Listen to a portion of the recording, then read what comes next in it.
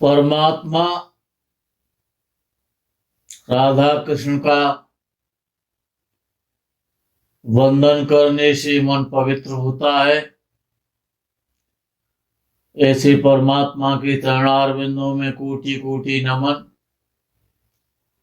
मित्रों को, जिज्ञासुओं को, धर्म प्रेमियों को, ज्योतिष विज्ञान प्रेमियों को हर हर महादेव, बम बम भोले, नमः शिवाय। मित्रों,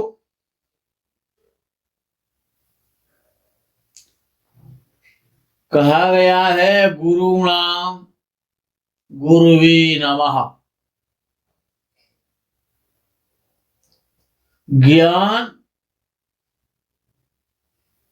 संसार में सबसे बड़ी शक्ति है। अज्ञान सबसे बड़ी कमजोरी है, दुर्बलता है। तो ज्ञान सबसे ज्यादा शक्तिशाली है। ग्रहों में ज्ञान का अपरिमित भंडार बृहस्पति है। इसीलिए कहा गया है गुरुणाम गुरुवे नमः।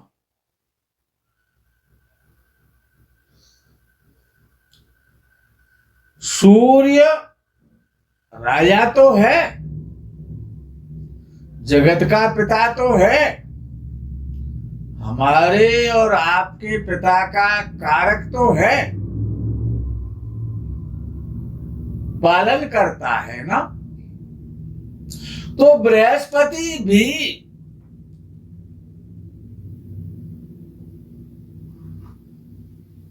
राजा से कम नहीं है। यदि सूर्य पिता है तो बृहस्पति पति है। वो एक पति ही पिता बनता है।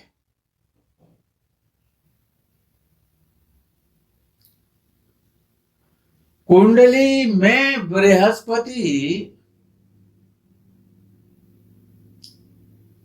धनु राशि का हो, मीन राशि का हो, सिंह राशि का हो, कर्क राशि का हो,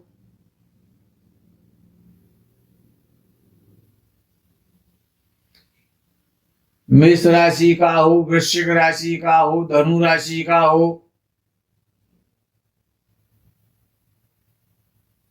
बहुत अच्छा माना जाता है।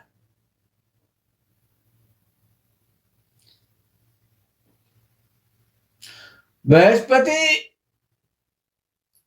अष्टम भाव में सबसे अधिक गलत माना जाता है, लेकिन ये सिद्धांत से परे है। बृहस्पति पिता नहीं है, लेकिन पिता से कम भी नहीं है। कुंडली में बृहस्पति संपूर्ण संपत्ति का स्वामी है, ऐश्वर्य का स्वामी है। जो षड ऐश्वर्य है उनका स्वामी एकमात्र बृहस्पति है।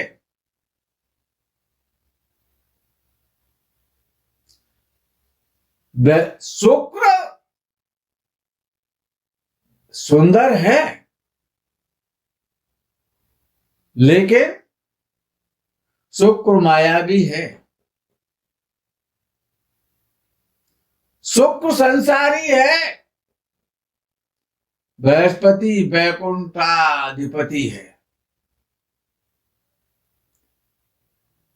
सूर्य भूपति है तो शुक्र मायापति है,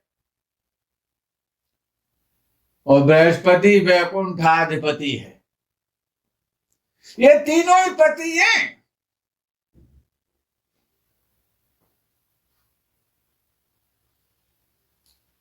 और इनका बड़ा अजीबो गरीब तारतम्य है कि तीनों एक दूसरे के शत्रु बने हुए हैं। क्यों? ज्ञानियों में कभी एकता नहीं होती है।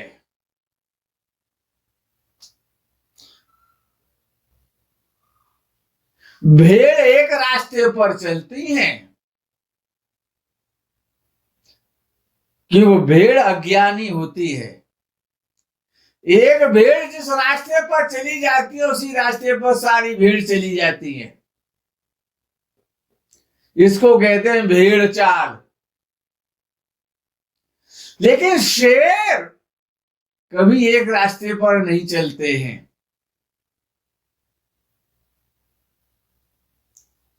इसी प्रकार से सूर्य शुक्र का शत्रु है तो शुक्र बृहस्पति का शत्रु है, बृहस्पति शुक्र का शत्रु है तो शुक्र सूर्य का शत्रु है, और तीनों ही पति हैं। कुंडली में उच्च राशि का बृहस्पति बहुत अच्छा माना जाता है, कर्क राशि का युवावस्था का बृहस्पति, और जिस भाव का होता है उसी भाव में चार चांद लगा देता है। जिस भाव का भी अधिपति बृहस्पति होता है, लेकिन उच्च का हो तो समझ लो उसी भाव में चार चांद लग जाएंगे। जीवन आगे तो मैं हो जाएगा, पति बहुत अच्छा मिलेगा, सब कुछ भाग्य से मिलेगा। और लेकिन बृहस्पति जैसे आजकल नीच राशि का चल रहा है, और नीच राशि का बृहस्पति बड़ा खराब माना जाता है, अर्थव्यवस्था को चौपट कर देता है, संपत्ति है ना, रोगी बना देता है, रोगों से भयभीत कर देता है, शरीर को बेकार कर देता है। और जब जब नीच का बृहस्पति आया है तो बड़ी दुर्घटनाएं, आपत्तियां, अकस्मात रोगों का आगमन हो जाता, अर्थव्यवस्था बिगड़ जाती है, जैसे कि सन 2020 में हुआ था, हो रहा है।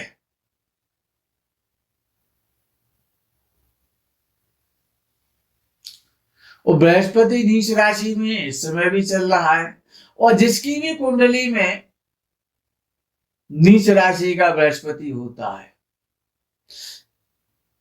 नीच राशि का बृहस्पति बड़ा पीड़ा देता है, बड़ा कष्ट देता है।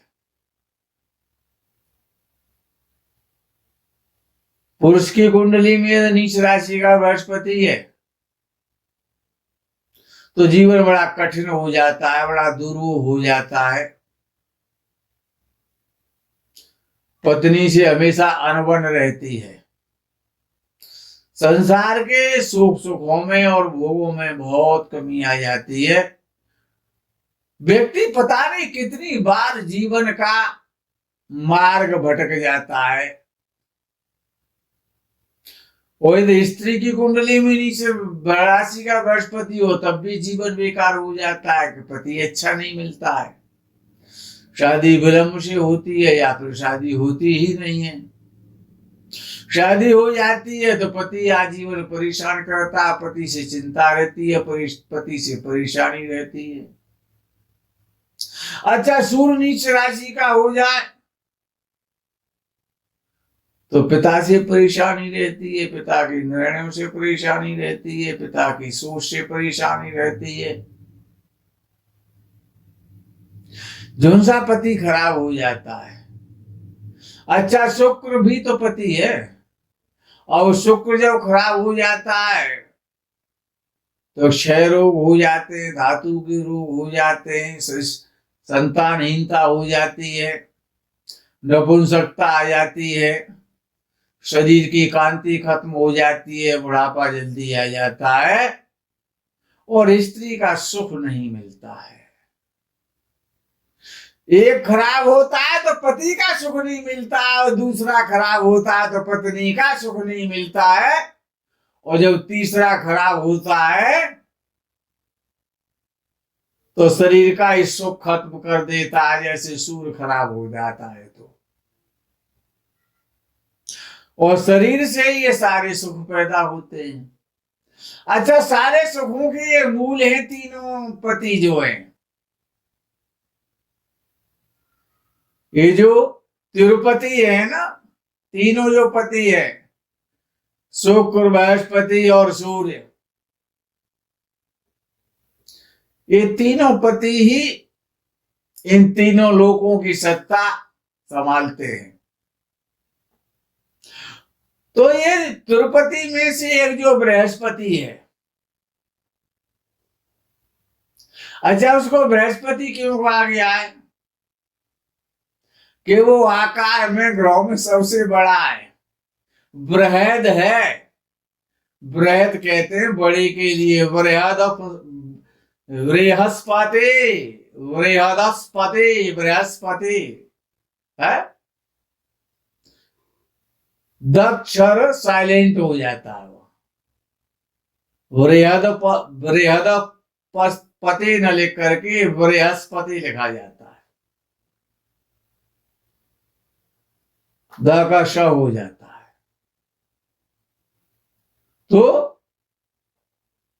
जब बृहस्पति, अच्छा करना है बृहस्पति को, क्यों बताए? ये बड़ा इंपॉर्टेंट पति है। क्यों भाई? एक तो पहले ही बृहस्पति, ये पति तो पहले ही लगा हुआ उसके।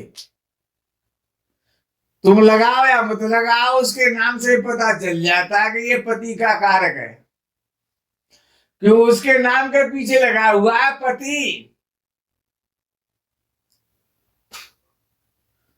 और जो पति लगा हुआ है, एक दैत्यपति है तो एक सुरपति है। तो ये जो सुरपति है,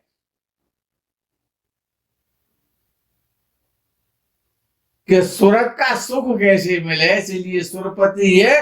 तो ये सुरपति खराब हो रहा है, जैसे मकर राशि में बृहस्पति चल रहा है, तो बृहस्पति के लिए क्या करना चाहिए? सबसे अच्छा उपाय है कि अंदर के वस्त्र येलो कलर के पहनने चाहिए।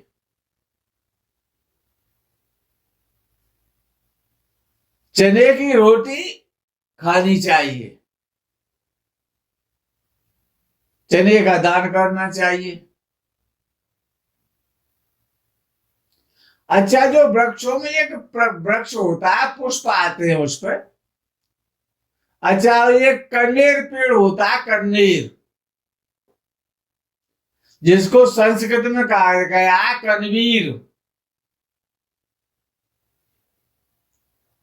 उसको संस्कृत में कनवीर कहा जाता है। अच्छा, ये कनेर के जो पुष्प होते हैं, पीले कलर के होते हैं, सफेद कलर के होते हैं, गुलाबी कलर के होते हैं, कई कलर के होते हैं।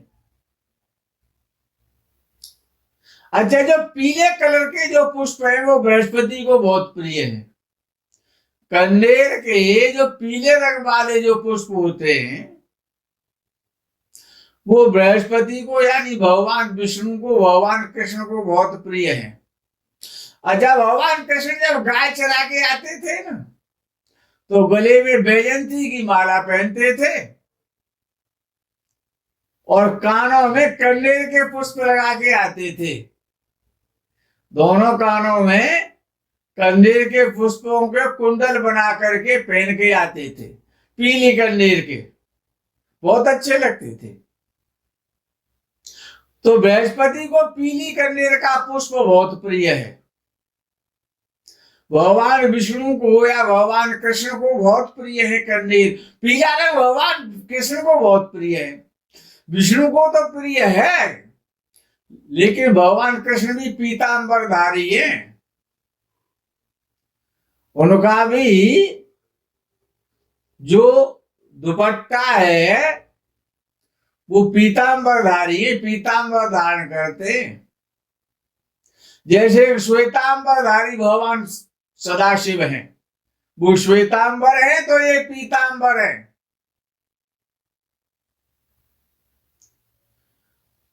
तो बृहस्पति को अच्छा करने के लिए एक तो गीता का पाठ बहुत अच्छा है, क्योंकि वो भगवान कृष्ण ने स्वयं अपने मुख से कही हुई है। बृहस्पति को मजबूत करना तो गीता जी का पाठ, श्रीमद् भगवद गीता जी का पाठ। नित्य करने से बृहस्पति प्रसन्न होता है। प्रातःकालीन बेला में पीले आसन पर पीले वस्त्र पहन करके पीले चंदन का टीका लगा के ओम नमो भगवते वासुदेवाय, ये जो द्वादशाक्षर मंत्र है ये भी बृहस्पति का मंत्र है। बृहस्पति को प्रसन्न करने के लिए, बृहस्पति को मजबूत करने के लिए, बृहस्पति को स्ट्रॉन्ग करने के लिए, संसार के सुख की भोग की कामना के लिए, संपत्ति का भोग करने के लिए, षड ऐश्वर्य प्राप्त करने के लिए, बड़े भाई का सुख लेने के लिए, पति का सुख प्राप्त करने के लिए, अच्छी पति का प्राप्ति के लिए, अच्छे पति की प्राप्ति के लिए, और बृहस्पति को मजबूत करने के लिए, ज्ञान प्रदान करने के लिए, ज्ञानी बनने के लिए, और बृहस्पति का मजबूत होना बहुत आवश्यक है। क्यों ज्ञाने नहीं ना पशु भी समाना, जिनके पास ज्ञान नहीं है वो तो मनुष्य रूप में भी पशु होते हैं, वो तो पृथ्वी के बाहर कहलाते हैं। ते मरते लोके भुवभार भूता, उनको तो पशु कहा गया है। तो ज्ञानी बनने के लिए, ज्ञान में जीवन व्यतीत करने के लिए, क्यों ज्ञान में ही तो आनंद है, अहंकार में मजा है। लेकिन ज्ञान आनंद कहाँ है कि वो ज्ञान में है, और ज्ञान का आनंद लेने के लिए और बृहस्पति को मजबूत करना आवश्यक है। तो पीली कनेर के पुष्प, पीले पुष्प भगवान श्री कृष्ण पर अर्पित करनी चाहिए। स्वयं भी हल्दी की माला पहननी चाहिए, पीले वस्त्रों का प्रयोग करना चाहिए। गौ सेवा, क्योंकि भगवान का एक नाम गोपाल भी है। गाय चराया करते थे, गायों से बड़ा प्रेम था, गौ का दूध पान करते थे। तो यदि बृहस्पति को प्रसन्न करना है तो गौ पालन करना पड़ेगा और गाय का दूध पीना पड़ेगा। जो भी योगी राज कृष्ण जैसी बुद्धि बनेगी, बृहस्पति प्रसन्न होगा तो। क्योंकि भगवान बृहस्पति में पीतांबरधारी है, पीत वस्त्र पहनते हैं। तो बृहस्पति को प्रसन्न के लिए गोपाल सहस्त्र नाम का पाठ करो, ओम नमो भगवते वासुदेवा का पाठ करो, गाय की सेवा करो, गाय का दूध पियो, गाय का घी पियो, गाय का घी खाओ। गौ सेवा करने से, अच्छा वृद्धों का सम्मान करने से, बड़े भाई का सम्मान करने से, पिता का सम्मान करने से, इनका ही तो बृहस्पति कारक है। और पति का सम्मान करने से बृहस्पति प्रसन्न होता है, क्योंकि पहले पति है वो, उसका नाम ही बृहस्पति है।